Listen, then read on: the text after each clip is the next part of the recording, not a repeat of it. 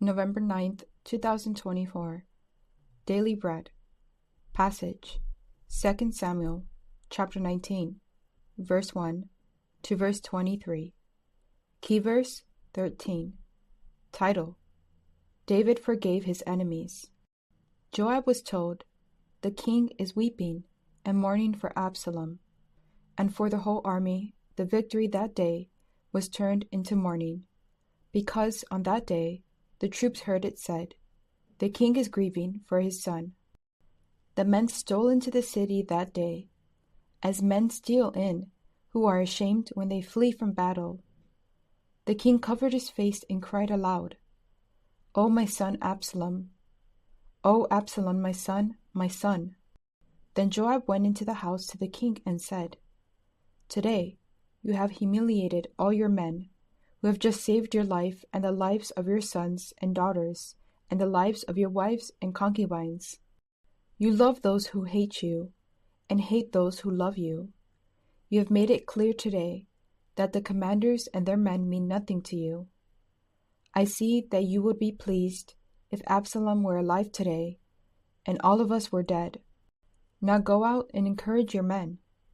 I swear by the Lord that if you don't go out, not a man will be left with you by nightfall. This will be worse for you than all the calamities that have come upon you from your youth till now." So the king got up and took his seat in the gateway. When the men were told, "The king is sitting in the gateway," they all came before him. Meanwhile, the Israelites had fled to their homes.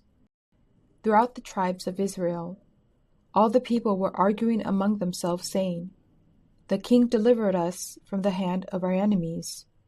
He is the one who rescued us from the hand of the Philistines.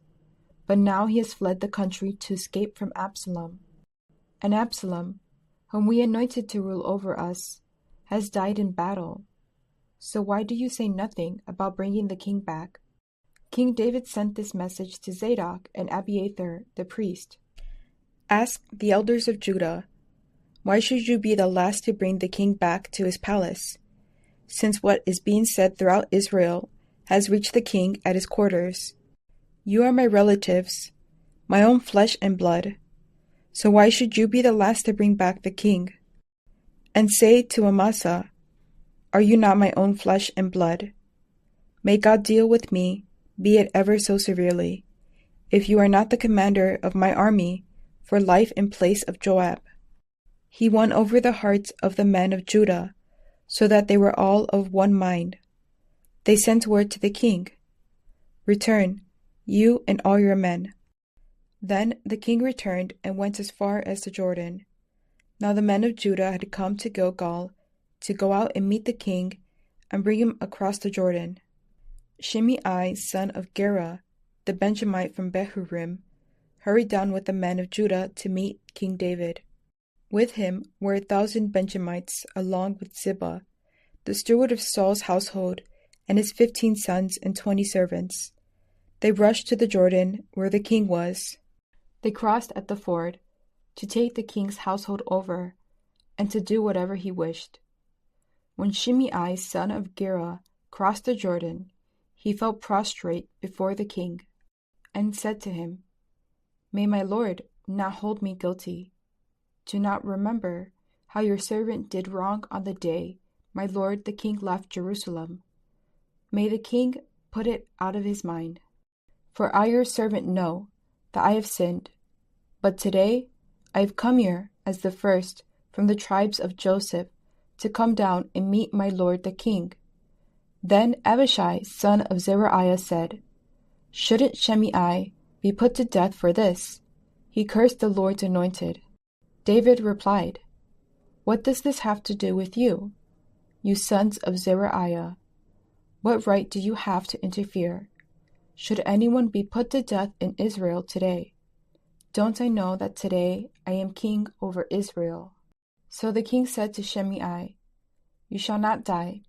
And the king promised him an oath. Daily Bread message. David's grief over Absalom's death demoralized and scattered his people, who had fought for him and should have been rejoicing in their victory. So Joab openly rebuked the king. David humbly accepted Joab's rebuke. He went to the city gates to encourage his people. He overcame grief and his aversion to Joab, to listen and do what was right. When the war was over, he did not hurry to Jerusalem or order a purge. Rather, he worked to unite the people after Absalom's rebellion. He sent messengers to the elders and forgave those who had supported Absalom, even making Amasa his commander in place of Joab. In this way, he won the hearts of the men of Judah. When the tables were turned, Shimei came to David, begging not to be punished for cursing David when he was fleeing from Absalom. He deserved to die, for he cursed the Lord's anointed. But David didn't want bloodshed when it was time to bring people together. So he promised that he would not put him to death. David did not repay him evil for evil, but trusted in God's justice. We see in David the shadow of Jesus, who did not retaliate against those who hurled insults at him. Prayer. Lord, help me to overcome personal feelings and act in a way that pleases you. One word. Forgive others. Be a peacemaker.